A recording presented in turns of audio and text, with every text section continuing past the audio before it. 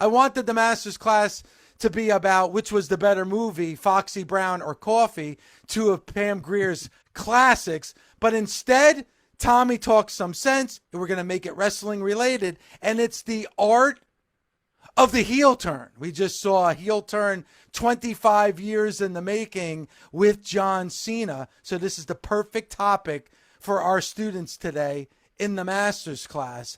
And Tommy, let me start with you because you're somebody who never turned heel in his career. So tell me, Tommy, the art of the heel turn. For the art of the heel turn is the why. And it needs to be the twisted narrative of the person doing it.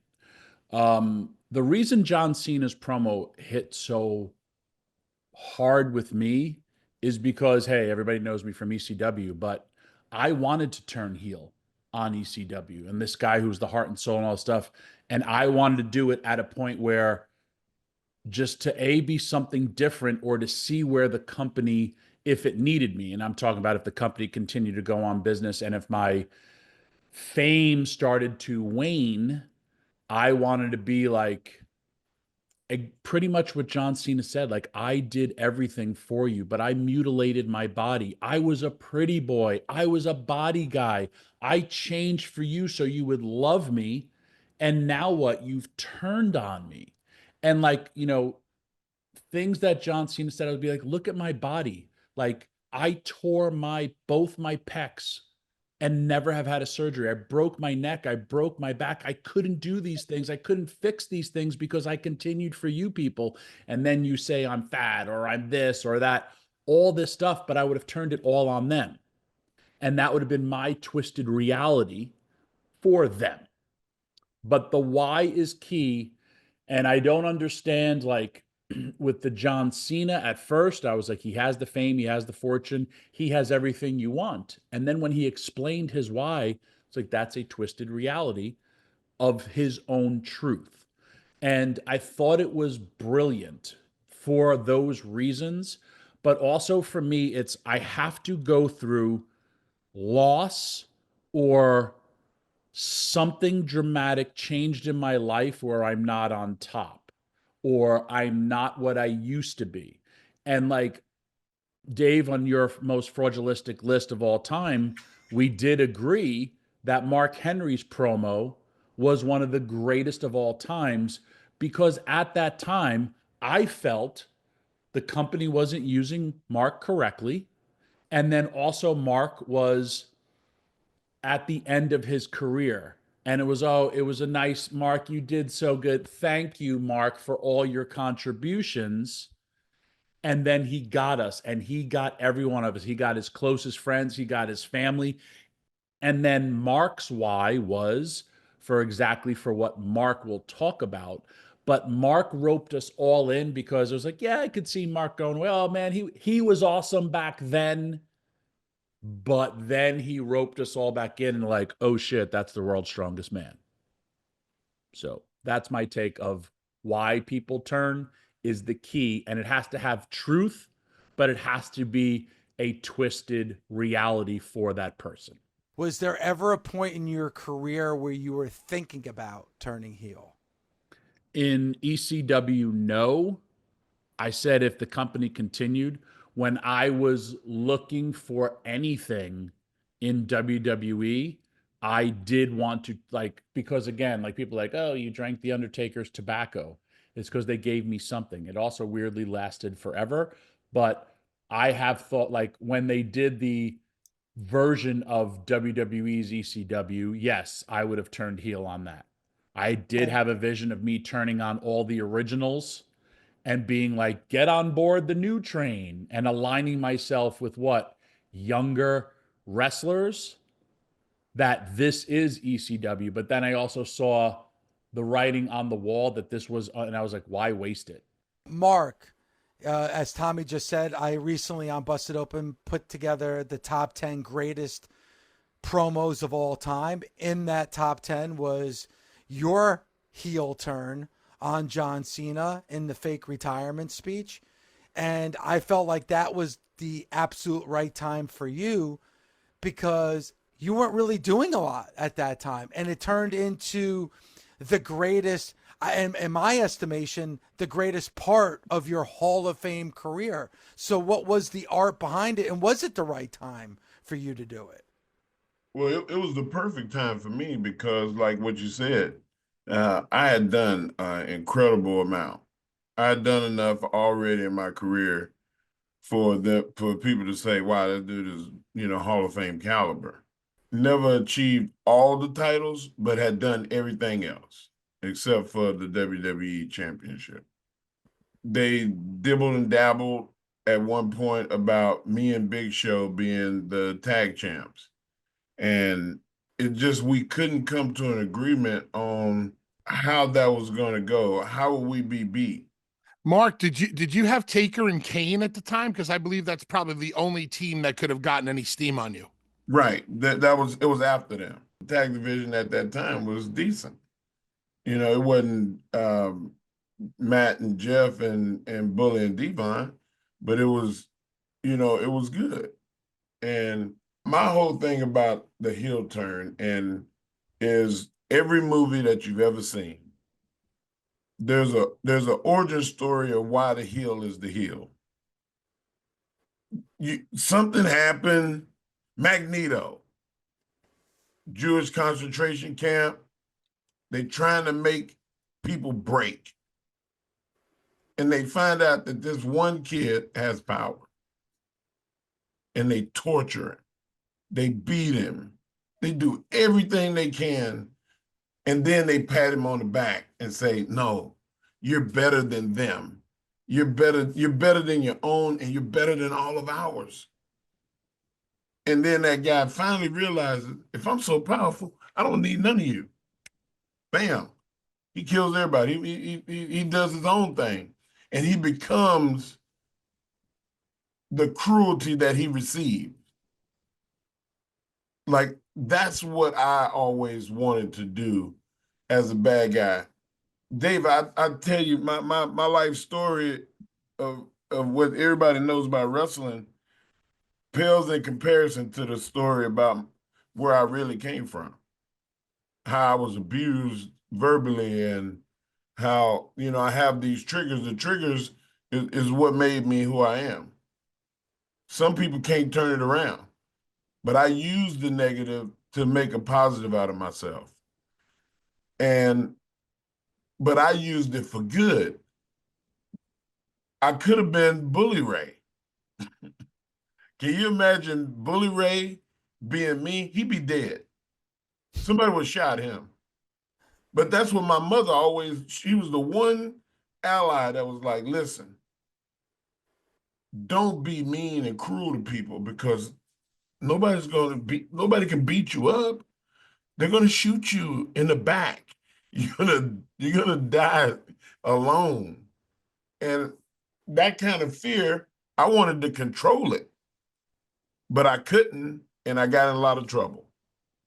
But once I got into wrestling and I realized, hey man, I could do this as in a story and it'd be awesome. And, you know, good always prevails. And I got used to that too. But I had enough success at being the bad guy that when it did happen, even I felt good. It's like, oh, we got Well, him. Mark, it's the art of it, right? Because let's just take that moment in time when you're giving your retirement speech. Here you are giving your retirement speech where they're showing people in the crowd crying because they love you so much. They're doing a Mark Henry chant. They're chanting thank you for all that you've done. And then fast forward 30 seconds later, the entire arena is booing you.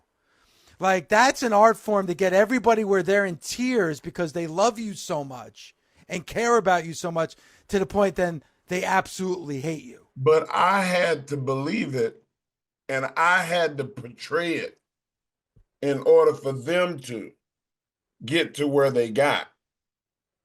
And the build toward that in the promo with me crying and telling my real story and how much I miss my family and, like how my body was broken and is broken. Like all of that. But Dave, for a calendar year, I I told everybody that'll listen, man, like I don't think I have nothing left. My body is shot. I'm emotionally drained. I'm starting to hate wrestling. I don't watch it no more. Like, I want to love it again. That made people go, man, he gone. It's over. But it was the perfect case to use that. And we did, and we did it very successfully. But the story has to match the talent. And that was a case in time where all the stars aligned and the talent met the story, and we got what we got. And there's hundreds of those stories that have happened in pro wrestling history. And, I'm just happy to say that I recognize that, I performed that, but more than performing it, like I really was that. The first time I turned heel was I didn't even look at it as me being a heel. It was like I was doing heelish things because of the group that I aligned myself with. I thought I was doing good for my unit, my group, like my team. Like I'm being a team player. I'm listening. We're trying to get everybody else to believe. And there's a lot of people, man, Dave, I've taken 10,000 photos with the Power Fist, with the Nation guys, and with fans for $40 to $50. Thousands. The people love a great story, and they want to be a part of that. And people grew to love the Nation. They loved it, and they still love it. Mark, I love it. Tommy, thank you. Bully, you always talk about you need great love in order to be truly hated. At some point, they need to love you before they can truly hate you. I think there's been examples of that for you. And I'll even use your TNA run where you were loved by the TNA fan, and then you turned on Hulk Hogan, you turned on Jeff Hardy, and then you unveiled yourself as part of Aces and Eights. Like, talk about that time period. Just talk about the art of the heel turn. And I've seen it even with Flip Gordon. Like, when do you know it's the right time to flip that switch from being loved to being absolutely hated? You see, you brought up the obvious one of me turning on Hulk, Sting, and Brooke, because that's what everybody remembers from Lockdown inside of the steel cage when Bully was revealed to be the leader of the Aces and Eights. Mm-hmm. But that's not the one that really matters to me. It's when I originally turned heel. It's the day I became Bully Ray. And it's how we went about it that I'm most proud of. Because myself and Devon ended our TNA tag team careers as a babyface veteran team, legendary team that wanted to try to win those championships one last time. And if we couldn't win those championships one last time, we were going to retire, and that's it, ride off into the sunset. And we had our match against the Motor City Machine Guns. And it was the last one. And me and Devon had incredible chemistry with the Motor City Machine Guns. If you've never ever seen Dudley's Machine Guns, go check it out. It's, they say styles make a fight, and those styles definitely worked well together. Well, gets to the end of the match, and Team 3D hits the 3D, the Dudley Death Drop on Chris Sabin. Oh my God, the Dudleys are going to win the championships one last time. Devon covers Chris Sabin. 1, 2, Chris Sabin kicks out of the 3D, the Dudley Death Drop. Nobody had ever kicked out of our finish, ever. We protected our finish from the very first night we hit it in the ECW arena on the Sandman in 1997, all the way up into 2000, whatever, 10, 11, whatever it was, when Sabin kicked out. One of the most protected finishes in the history of wrestling. And this was the story. This was the jumping off point for the turn. You see, when tag teams go their separate ways, it doesn't really make sense a lot of the time. When we saw Sean and Marty, or like when Edge and Christian, or Matt and Jeff, like, I wanted this story to truly make sense. Why did Bubba turn on Devon? Why did Bubba become bully? Because at the end of the day, Devon is the one who covered Chris Sabin. And Chris Sabin kicked out of Devon's cover, which meant Devon wasn't strong enough. Our entire breakup revolved around our finishing move, which had never happened before in pro wrestling. Let me ask you, because it was perfectly done, and you had psychology behind it and reasoning behind it. First of all, you gave a lot to have somebody kick out of something that for your entire career nobody had kicked out of. But how did you know it was the right time? Like, because there was nothing left for me and Devon to do. Me and Devon legitimately sat there one day in our dressing room in TNA, and we were like, where do we go? What do we do? There's the story about Alexander the Great, when Alexander the Great walked out onto his balcony and he looked across the vast lands, all of the lands that he had conquered, and he started to cry because he realized that there was no more lands left to conquer. He had done it all. And that was me and Devon. There is no other tag team on the planet today, nobody, who's done what me and Devon have done. We traveled the entire world. We worked for every major wrestling company. We held every major set of tag team championships. We had beaten everybody you can possibly beat. Legitimately, it's like getting to the end of the video game and beating the video game. What do? We weren't going to start over. Devon always had the itch to do something on his own. So I said, listen, here's your opportunity. But why don't we do it this way? Why don't we? And I laid out the entire story that I had come up with about the 3D and the turn. I said, and if I blast you, I said, Devon, that's going to make you an instant sympathetic babyface. It'll make me the heel. We'll go off. We'll work together. We even brought Devon's kids in on the story. We brought Dreamer in on the story, yada, yada. And it worked really, really well. But no team had ever gone their separate ways because of the finishing move. And that's what made our story so different. And that's when I became Bully Ray.